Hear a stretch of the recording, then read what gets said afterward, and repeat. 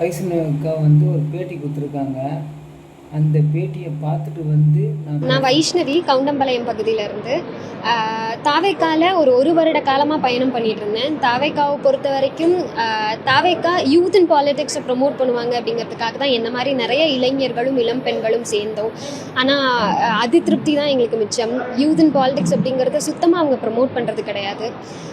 இன்றைய தினம் திராவிட முன்னேற்ற கழகத்தில் இணைஞ்சிருக்கேன்.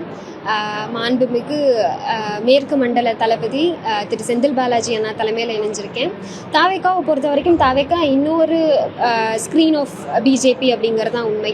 அதனால் இன்றைய தினம் இன்று முதல் திராவிட முன்னேற்ற கழகம் வழியாக என்னோட மக்கள் பணி தொடரும் அப்படிங்கிறது தெரியப்படுத்துகிறேன்.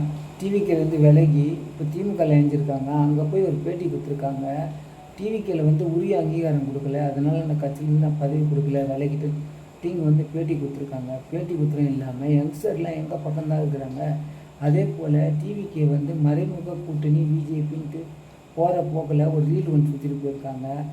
இது யாரும் எந்த மக்களும் நம்ப மாட்டாங்க.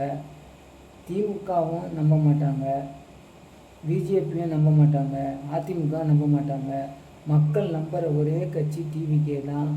2026 எம்ஜிஆர் சொன்ன மாதிரி நாளை நமதே, வெற்றியும் நமதே, நம்பிக்கையோடு இருங்க, டிவிக்கே தான் வெற்றி.